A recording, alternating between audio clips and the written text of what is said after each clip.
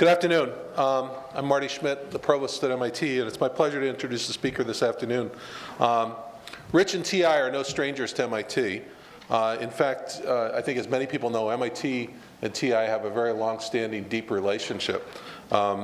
Cecil Green, one of the co-founders at TI, was a bachelor's and master's graduate of MIT in electrical engineering. And obviously a very generous supporter of the Institute if you walk around and notice his name on a few buildings and whatnot here. In addition, another TI co-founder, Eugene McDermott, while not a graduate of MIT, was very deeply engaged in the Institute in his time. And indeed, he helped create the Eugene McDermott Award in the Arts, which, if you're not aware, is actually one of the most generous arts honors in the US. And in fact, this year's recipient is going to be giving the keynote lecture for that award on March 29th. So I encourage you to go out and see that. Through the years, TI has engaged in many sponsored research partnerships and has recruited a number of our students, some of whom have actually returned from TI onto our faculty. I think I saw one of them. Now a little bit of background about Rich. Bachelor's in electrical engineering from Union in Schenectady, New York in 1980, and immediately after a week's rest went off to TI.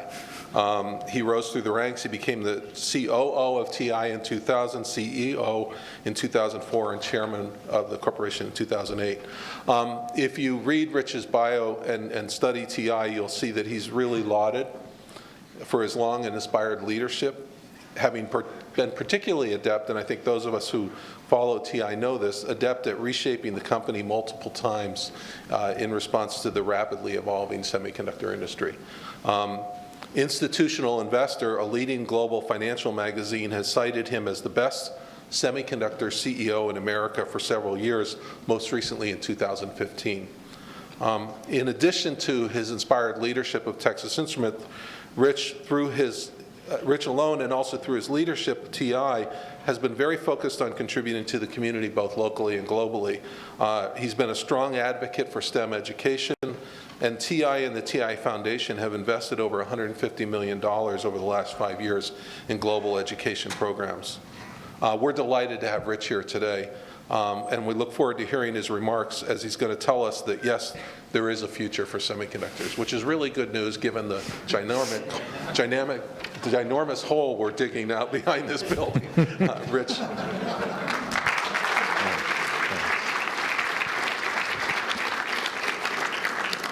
Well, good afternoon, everybody. Good afternoon. It's an awfully quiet group. We got to get things casual. You know, it is, and I don't say this superficially, it's a pleasure to be here today, and it's really a highlight compared to many things I do. The past 2 days I was in Washington, D.C., if that's a hint, okay, as to where I spend time. But it has been, you know, I can't thank Dennis Anantha enough for an opportunity to get to spend time, meet great students, meet great faculty, a chance to see some of the work you're doing. It is just refreshing, encouraging.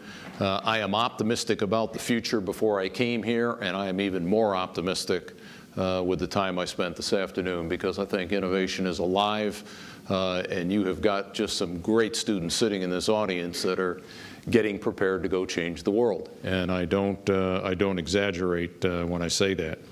So it really is one of the reasons that I enjoy doing this.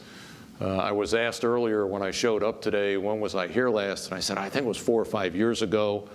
Somebody pulled out a bulletin, it was 10 years ago, so time flies. But you know, I get to do two things. One, I get energy by looking and seeing where the future is going, and maybe more importantly, and you may not see this or feel this out of the time that I got to spend with some of you today, I get a chance to learn. Okay, I get a chance to see and hear what you're working on, where you're going, and I get to hear about the questions that you have. And I actually believe there is more that can be learned by hearing the questions that people have got necessarily than getting answers to the questions that you've got. So, you know, I intend to leave plenty of time for questions, and potentially we'll have some answers to them. But what I want to do is really talk about just two aspects today of the semiconductor industry, as the provost commented. And the first one is I want to take you down a bit of a description for what I think is going to drive the semiconductor industry for the next 10 and maybe 20 years. It may have that type of length and that type of reach. And the second thing that I want to go to is, if you've got a view that that's what's going to drive the semiconductor industry for the next 10 or 20 years, how is innovation going to change? Or what do we need to think about relative to innovation?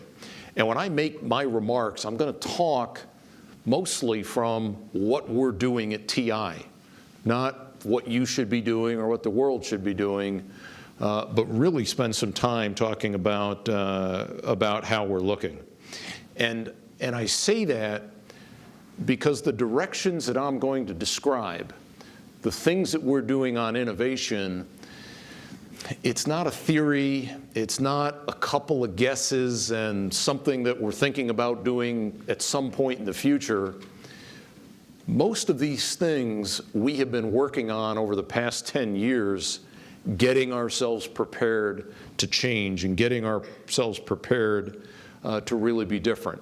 During the discussion with the faculty just a few minutes ago, we talked about significant decisions to end the development of CMOS 8-10 years ago because we wanted to invest differently. And so they're not theoretical ideas. We have committed to go down this path. Hopefully we're right when it's all said and done. So far, it looks like we are. So let me first go into this topic of what I think is going to drive semiconductor growth for the next 10 years. And I am a big believer that it does pay to look backwards and to try to reflect a little bit to see what's going on, because history usually does rhyme a bit. But if you look at the past 40 years, and potentially you can probably say 50 years of the semiconductor industry, and you think about what has driven growth, right? What has driven growth? What has then driven innovation? You can actually look at new computing devices and the communication systems that connect them together. And I put the emphasis on the word new. So if you think about mainframe computers were new in the 50s. They did not exist previously. Or you could argue they had some fancy adding machines that would do some calculations, but mainframes were a new product. If you think about mini computers, they were a new product in the 60s. If you think about the personal computer, it was arguably a new product in the 70s and the 80s. If you think about the cell phone, it was a new product somewhere between the 80s and the 90s. If you think about a tablet, it never existed before. It was a new product somewhere in the first decade of the 21st century.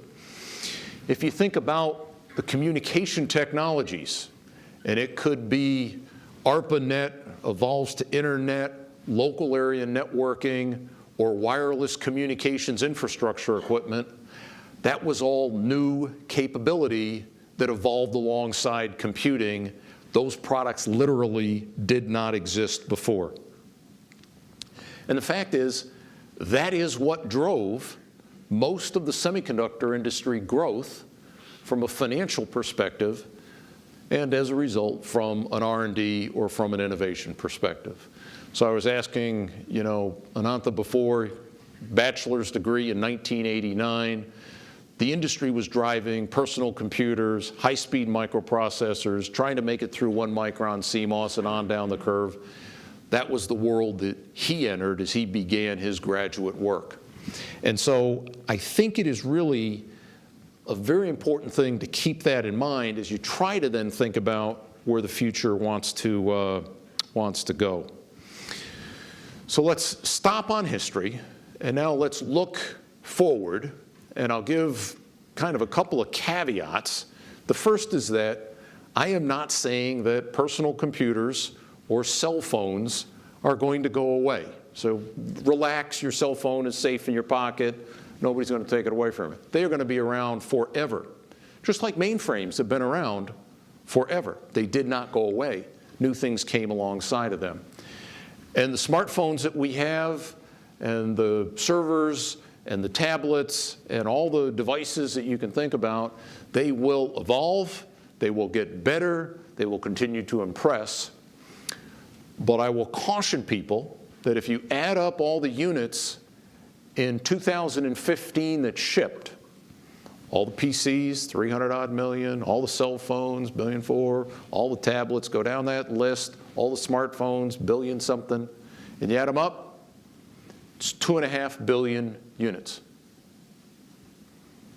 How many people are there on the planet? 7.1, something in that range. You're going to change out a device, how many years? What? 3. How often do you upgrade your PC?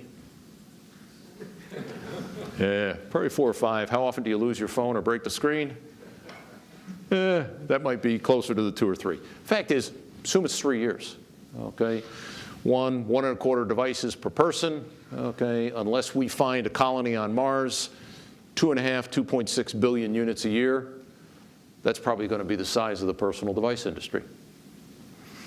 So the industry is going to evolve. It's going to keep getting better. The devices will get better. But there's not going to be unit growth like we've had since the early 90s or the mid-80s in terms of driving things. Second thing is that there will be some truly new devices that we have not seen before. And this is going to be an interesting question that I ask because the faculty failed this test. I will caution the audience right now. Who here has seen the Amazon Echo known as Alexa? Okay, I'm glad to see the students are far more involved than the faculty. I'm looking at a few of them around the front row. In many ways, Alexa is a new device. I don't know how big, how popular it'll be, but it's a new device. We're going to see new devices show up. But the reason you hear me not that excited about the growth impact of those devices is in a world where 2.5 billion units are shipping a year, another couple 100 million units are just interesting. It's hard to drive growth into a semiconductor industry where I think we ship 700 billion units on an annual basis. So you need a lot of new devices. I don't think there'll be enough of those. So it's what brings me to a belief, and I'll give you some reasons and some examples of why I think the world goes there, is I believe the driver of semiconductors, the primary driver of semiconductor growth over the next 10, 20, perhaps a little longer, are going to be existing systems that we know, love, and see in our lives today are going to get better, smarter, more efficient, safer, and easier to use. So let's go through a few examples of what I mean. Who has ever seen the Nest thermostat? Okay, that's a reasonable show of hands. Who has had a thermostat in their home for their entire life? I hope every hand reasonably will be up. Historically, and we've had bimetallic thermostats, I did check on Wikipedia, I think it was in the 1860s. We've had bimetallic thermostats literally for over 100 years. And they have historically used $0 of semiconductors per thermostat. Who's opened up a Nest thermostat? Okay, there's a creative person. You've got somewhere, I think, approaching $20 of semiconductors inside of a thermostat. So think about that example. Thermostats don't have to grow. We don't have to build more homes. Thermostat market can stay the size that it has, but we as an industry go from shipping $0 of components into that thermostat to now we start shipping $20 every time a thermostat ships. Existing system, you've known it, you've grown up with it, but somebody, in this case Tony Fadell and Matt Rogers, they figured out there's a way to make that thing smarter and therefore your home more efficient. So let's take a motor drive or an AC motor drive. And if you go do the studies and look at motors that turn on and off, they actually are one of the largest users of electricity in the world. Even in a residential home, you've got them on a blower for a heating or an air conditioning system. You go inside our wafer fabs, okay? It's actually one of our higher uses of energy because we're moving a lot of air circulation to have a clean room inside our facility. And so motors for years have been single speed, on, off, not very efficient. So with the advent of variable speed motors, you can actually reduce energy usage of motors by somewhere around 40%. What does it take to make a motor a variable speed motor? What do you have to put inside of it? Semiconductors, hopefully from TI. But that's what you have to put inside of a motor. And now you start getting a sense, going down that list, of things that we all see around us and we take for granted, why I think it could be fascinating. But if you're not convinced yet, let's go to the next thing that you probably spend quite a bit of time near, and that is cars, or your automobile, or somebody's automobile. And what has happened over the past 5 years to make automobiles more enjoyable? What have they put inside of them? Infotainment systems. Makes them easier, more fun, play your music, see things. What have they done to make cars safer? Auto braking for forward collision. What else got legislated actually in the US? Rear view cameras, so you're not backing over bike, person, whatever. So start thinking about, how do you reduce energy usage? Electrification or hybrid electric? What do all those require? This is an easy test, guys. Come on, let's move along on this thing. This will take longer. But that's where I get so excited about our industry. As much fun as I had watching PCs and cell phones and all those things evolved, I actually think it's more fun on a go-forward basis. So we don't need to have a rapidly growing economy for thermostats, for cars, for motors. If the semiconductor content inside of them is rising, you'll have semiconductor growth. And that's why I sit back and I think, even though cell phones will get better and that'll be interesting and we'll do those for a long time, and there'll be new devices like the Amazon Echo, I think existing systems that are in our world are going to get smarter. If you hear us talk externally, in general, you'll hear us say, we're an analog and embedded company, and we're focused on automotive and industrial applications. That's the depth behind what we mean by industrial and automotive applications. So let me shift quickly and talk about innovation.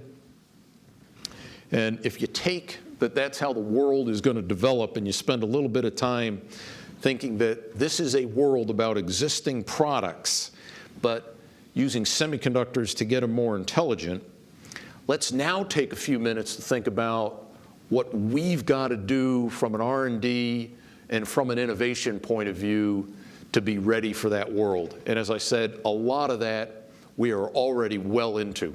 So I'm not even in the hypothetical about what we're thinking about doing. But I want to just go through a couple of things, and they really break into almost the classic from to chart, and just think about it a little bit. So when we were calling on customers like Nokia, and they're doing a cell phone, or we're calling on a customer like Apple doing iPhone or one of those parts, we were in a world where one or two applications were driving most of our R&D thinking and our innovation. Those one or two applications for the past 20, 25 years have been personal computers and have been cell phones. Thank you. Keep moving along, audience. We'll get this done. Think about the world I just described, from thermostats to motors to cars.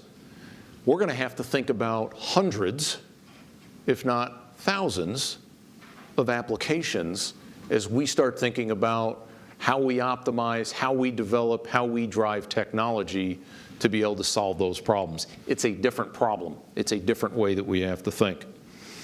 Let's go down another level. If you've ever had a chance to visit the Nokias, the Ericssons, the Apples, the Ciscos, the people that you think about, their electronics expertise, firmware, power, architecture, it's It's actually very high, very sophisticated customers. You go into a traditional industrial company that builds drives, what do you think their electronic experience is today? It may not be zero, but you may meet the senior engineer, the junior engineer, and the entire engineering department when you meet one person. Now you can sit and giggle a little bit. What I do is I say opportunity. Because what can we now show up with to a company that's not as developed or as sophisticated with electronics? Solutions to a problem they didn't know they had. They probably know they had the problem. They just didn't know how to fix it, or they don't know how to implement it. And that's where you guys, and I just mean that, you're coming into the world at a terrific time. And we see some of our greatest engineers are off working on a problem, and the customers don't let them leave. Okay, sit down, keep talking, because they're really pulling on that knowledge and that energy. Let's go down to next level. When we would historically go in to our customers, okay, if they've got electrical experience and sophistication, they've most likely partitioned their problem, and they tend to describe, I want a chip to do this, I want the I/O at this speed, I'm looking for a memory interface that looks like this, I need this image processing. They're in telling you what to design or what they need on that chip. It is fun, it's good work, we enjoy doing it for many years. But now think about this world that I described going forward. And I shared this with some of the students before. We had an example where our CTO went into a customer, automotive company, said, we're going to have 10 cameras on a car going forward, and we have a problem. The lenses get dirty, and I don't know how to clean them. Didn't say, here's the chip I need. Didn't even say I need a chip. He's got dirty lenses. And now what he's looking for are creative problem solvers. I'm looking at the future ones, hopefully, that can come up with a new way or a way to solve that problem that's been never done. And I will tell you, I think, as even an engineer only by training, I think that's a fascinating world for you to enter and a fascinating world for you to practice. Let's go down the next level. And if you think about going to the customer and they've already talked about the partitioning and here's the problem and here's what I need you to solve, the skills that you need to have as a company tend to be pretty specialized. Well, I need a circuit designer to know this. I need somebody good at layout. I need somebody, good at the manufacturing process, tick, tick, tick. When you think about the customer framing the problem in the terms of a system problem, what skills do you need to have? Could be optical, could be sensing, could be electrical, could be high voltage, could be power, could be logic, could be firmware. It is a much more robust set of skills or a multidisciplinary set of skills that you need to have access to be able to think about the problems that the customers are going to start talking in. And I think that in many ways plays into a strength of an institution like MIT, because you can actually bring those skills together rapidly to work on potentially some of these longer term problems. Next level down, okay, told you chip partition, pretty specialized people. We have historically applied standard high volume process technology and standard high volume package technology to these problems because everybody knew what you needed. Hey, they need 65 nanometer, 40, 28 nanometer, certain package types, and you go. You think about the problem today, and it's where we're investing and we have been, we're actually looking for advantage through unique process technology, unique packaging technology, and unique materials. Some of you were around when we stopped developing CMOS technology in 2007. And at the same time we said we were stopping that, the comment that didn't get heard because everybody was in shock for what we stopped, I said we are going to invest in process technology going forward because it's going to be a huge opportunity to differentiate. What's one of the more unique processes we've been working on the past 5 or 6 years, Thomas? Thank you. Okay, I tried to pick the right member of the audience to prompt. But we have others. High voltage now meaning 700 volts. Great isolation technologies, unique packaging, multi-chip assembly, because we have to solve these problems in unique ways. There is not an ITRS roadmap telling you what to do next year or the year after. It's harder. It is more fun. It is more rewarding in terms of what you have to go solve on that front. So as I commented before, these are not changes in directions that we're contemplating. We are all in terms of the bet that we've made, but it is feeling every day that we go by to be more and more right in terms of where this world is going. And I covered just a couple of those examples. We've converted the investments that we make in process and packaging technology. We've now built over the past 3 and 4 years system engineering teams to where you can go inside of TI and find people that are experts at factory automation down to the module level in terms of being able to know what problems we're trying to go solve. And we've got literally dozens of those teams to be able to put together. We've got people in Kilby Labs that some of you have met, where they actually spend their time trying to understand what are the system problems that customers have, and now what type of advanced work can we do to have a unique solution to that for the customers.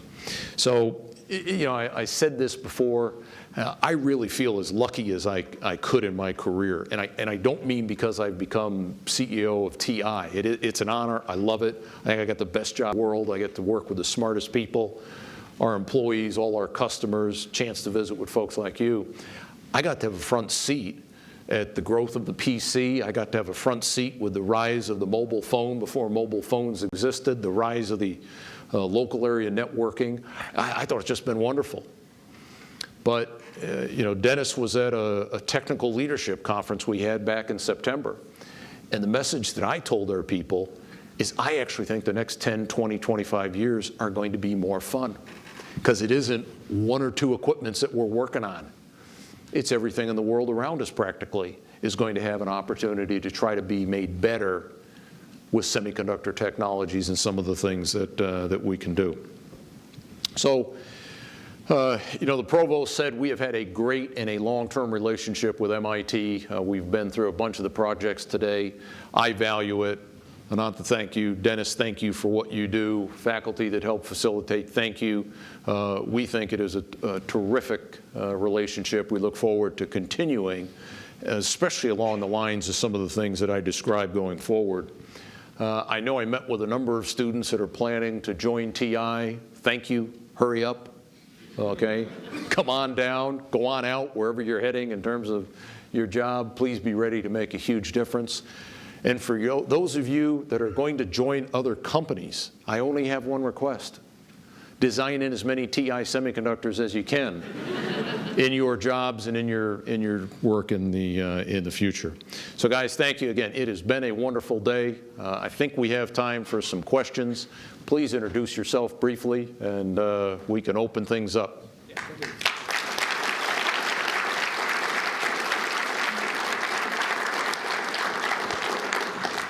We can take some questions now. There's a couple of microphones. We're recording the session, so we're going to have to live.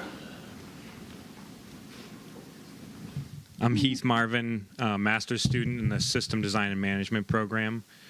I think the semiconductor industry has been pretty steady with economic growth over like the last 8 years, so I'm just wondering if you're saying or projecting that that will change over the next couple decades. And second follow-up question would be your growth driver, the things type devices. How long do you think before something like that would be saturated?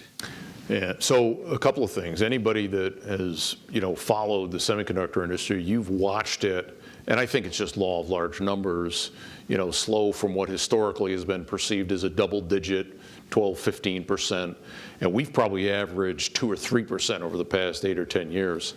And if you think about the scenario I described of personal devices, 2.5 billion of them being saturated, and that's probably 30% of the units, 55% of the dollars, and if that doesn't grow, that says it'll be slower growth in total. Okay, so I think that's what the world looks like right now. It's why you see a lot of merger and acquisition activity the past couple of years.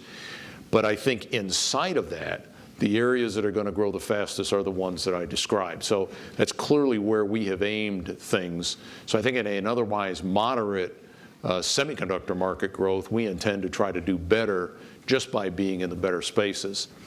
You know, relative to the outlook of the industrial and the automotive market driving growth, or also asked, I get the derivative question is, does something replace analog or embedded? And you guys can almost answer that.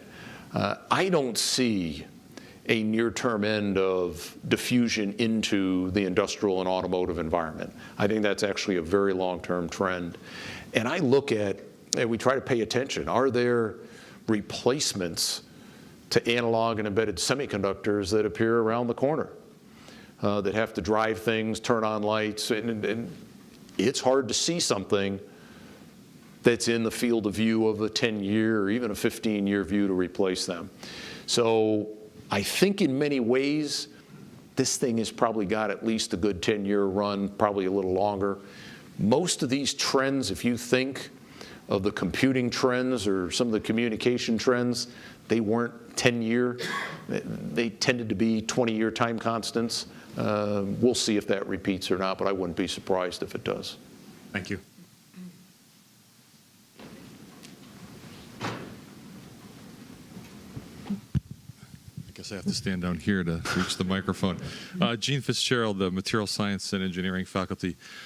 First of all, I want to say the leadership to do what you're doing is really tremendous, and if other corporate heads actually did what you did, I think we'd be in a better situation. I wanted you to share with us a challenge, because I think here we think technologically a lot, and the organizational transformation that you're doing is really phenomenal, because you're going from an innovation model, which is Moore's Law, which is kind of linear and demand side driven, and for the culture and everything for like 30 years is built that way, changing to a highly iterative one where you don't know exactly what the product is, and you have to change technology and be more of a commando going out there to try to find these new markets.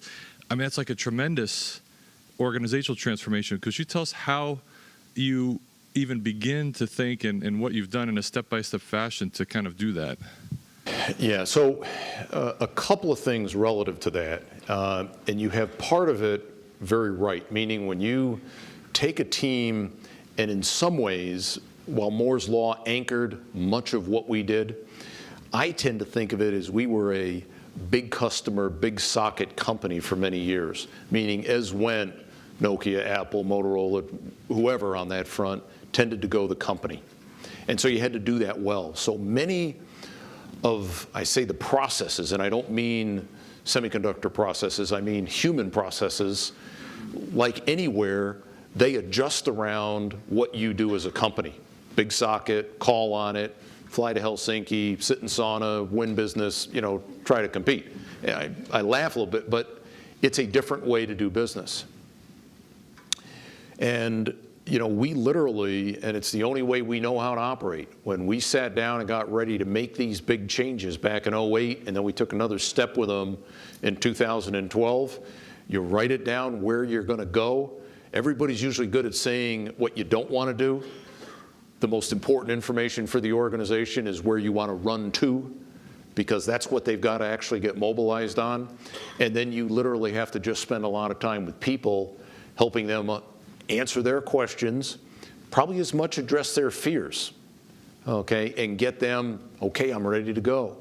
We are fortunate in that we have got a company culture that, while nobody likes change, the TI culture is actually pretty good with it. Once you address the intellectual need to know where you're going, once you address the need for the heart, meaning are you committed to where you want to go, our team tends to move out on that front. The other piece, though, that's actually really satisfying, and it's different than what you described. When you design something into an electric motor, how long do people think that electric motor ships in the world? Decades. So we're actually not going to a higher turnover of technology and products. We're actually going to where diversity and longevity will be advantages. You design some of these things in, they'll live a long time. Those of you won't know our process names. Dennis may. LBC5, okay, which means nothing to most people. We developed and qualified, I think it was 1994.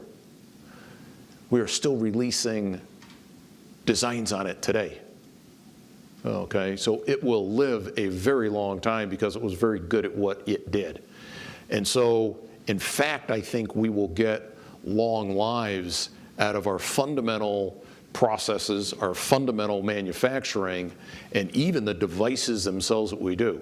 We do have to be commandos or guerrillas winning new business and engaging these customers, because we're going from a world where we were dependent on a few customers and a few end markets and a few chips to the opposite, where, and we were very careful with employees, this is not about not being dependent on any customer. We're in fact dependent on every customer, on every design win, on every chip. So you got to think a different way in that world. But I think it's actually a world that if you do it well, the returns and rewards are even going to be greater than we've seen in the past. So. More questions? Ted Equi, I'm on staff with the ECS. Question is around standards, and also how do you migrate something from one customer to another? Are you thinking about devices you're trying to sell or solutions? Because the computer industry had a bunch of standards.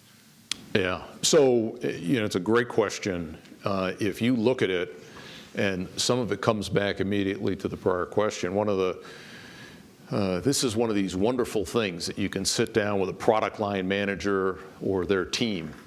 And as some in this room may know, the asking of questions is the easy part. Okay. The answering them is the hard part. And you can sit down in a product discussion and say, why is your product unique? Why is it going to bring the customer great advantage? And have you designed it so that you can take it to multiple customers? Because we don't want work done for just one customer. That's the really easy part of the asking the question thing. The hard part is defining products that are unique and that many customers like, and they're very useful on that front. So that is something that we do from day one, embedded inside the product businesses, and it's fundamental to where we're trying to go for exactly the reasons on the prior question. Generically, and you can probably get a sense by the answers to that, I'm not a great fan of standards, because what do standards tend to do? Tends to commoditize things, because everybody has a single point to target. Now the advantage is, especially in communication, standards are kind of important, okay, in order to make a lot of this stuff work.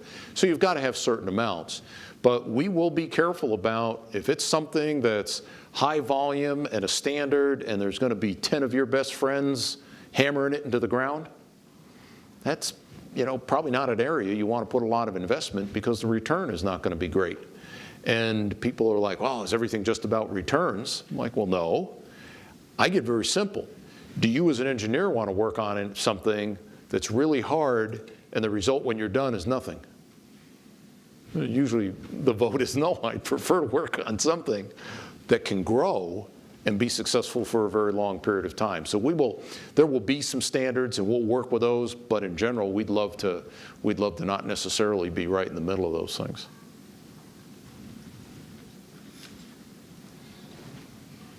Thanks very much for the talk. My name's Sam. I'm a sixth-year electrical engineering PhD.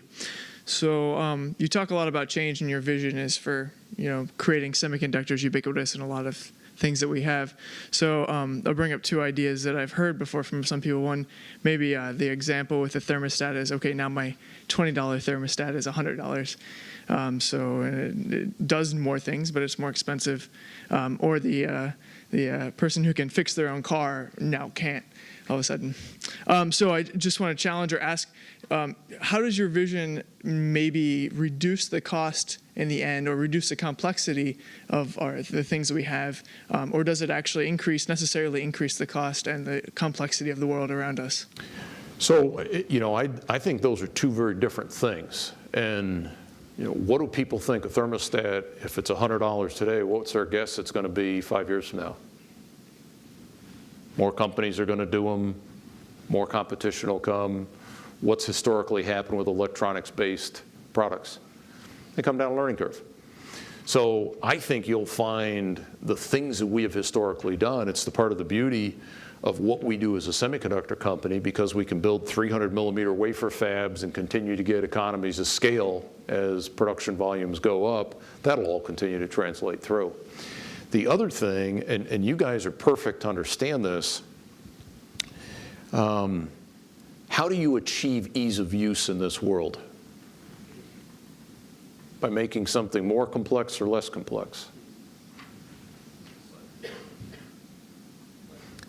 Actually, the implementation is more complex in order to make the user experience that you're touching from the outside be very easy to use. How many people have an iPhone in this room? How many people have ever opened up or tried to use a user's manual for an iPhone? We've got one hand, huh? But how sophisticated and complex is the inner workings to try to make that ease of use that simple? Go look at this thermostat, the work that Tony tried to do. No magic. Tony's time on the iPhone directly across to that. So I think what you will find, and I think it's one of the opportunities that we have, is can you bring technology, can you bring complexity, and turn it into an easier to use experience? How many people have had programmable thermostats in their home for 10 years? How many have programmed them? Yeah, a handful. How many have not? It's the old flashing VCR that nobody would ever program. And DVRs came along and it was a lot simpler. So I think that's what happens is complexity, if done well, becomes the solution to deliver simple and easy to use, which is what you want, which is what customers want. Are you going to work on your own car? I'm not, okay? And I just think that's life changes. And I don't, people can judge, well, I want the old days. Well, go look at what the old days really were. And you may not want to trade, okay, for the reliability that came with that back at that time.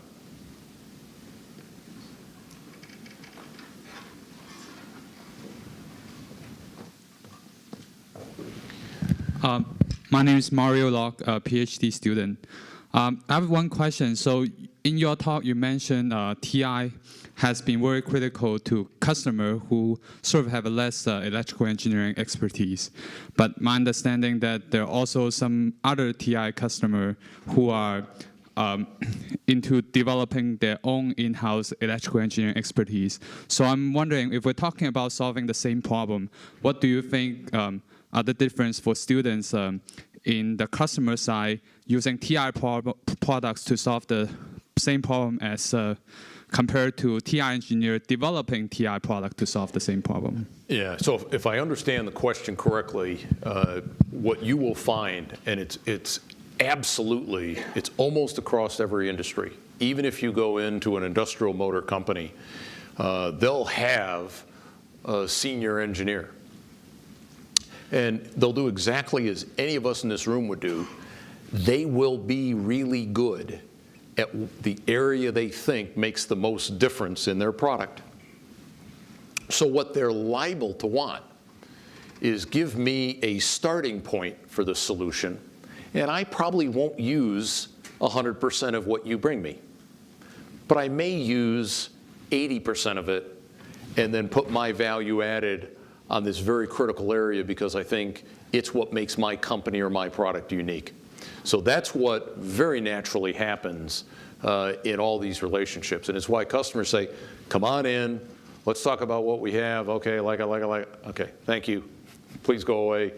Meaning, I'll go do what I want to do a little differently on this one particular point because it's unique to their part. So it's not a conflict at all, and we're fine with that. That's the choice and the flexibility of customers to do that. We are not going to be smarter about motors than our customers if they spend all their time on motors. We can probably help them get started with some ideas about how electrifying them or how connecting them could be done differently to get them started. And they will grow more sophisticated as electronics become more important to their businesses. So this will not be a static situation. It'll be dynamic. I guess I'm curious from a student's perspective. What do you think is the trade-off, like going to either place? Where should you work? I think that's actually a very simple one, in that where's your passion? And if you have passion for the end equipment, and you want that brand or that product that you worked on to be known by many consumers or out into that marketplace, that's an answer to where you ought to go. If you want to work on that particular area, but want to be able to work with many customers or see your product used across the marketplace, come join us. Okay, so I think you'll find that one kind of you get naturally directed on that. Thank you. Thanks. I'm Bruce Hecht. I'm with the Advanced Study Program at MIT. I'm also a designer at Analog Devices. So we have a shared interest. I was going to express our shared interest with the Microsystems Technology Lab, and of course also with Dennis Bus. So we have some things in common. I was going to ask, you were mentioning about the Nest thermostat, and of course embedded in there is predictive analytics and machine intelligence. And would you have more to say about what do you see as the future for the ways that AI is going to become important both in the products, and also what about for careers for those of us in design and engineering? How will it change the way we work and the way we live? Yeah, and this is one of these things that age is maybe my enemy. AI was going to solve the world when, Dennis? We had how big an investment in AI? And today it's now neural. I don't think it's called neural network. It's adaptive or some different titles of it. But we've seen this trend before. And I actually think it's got applicability. And I give great credit to the Nest guys on that. To the degree something like algorithms or some of that has an implication on architecture, that's an area that we need to understand or get involved in. But in many ways, that's going to be the value added of our customers to make their equipment different, better than the other competitors that they go up against on that front. But I do think that there are applications, AI, neural networking, some of that is probably coming of time, but I think it's going to be applied very vertically. I don't think it's a horizontal technology that you can take cross application. So I think it's got to be used in a very unique way. Great, thank you. Well, we're kind of at this point, Rich. Thank you very much. We're very enthusiastic about your optimistic view of the future of the semiconductor industry. Provided with that, we'll stop here, but Rich will be available for a few minutes outside. Before he escapes.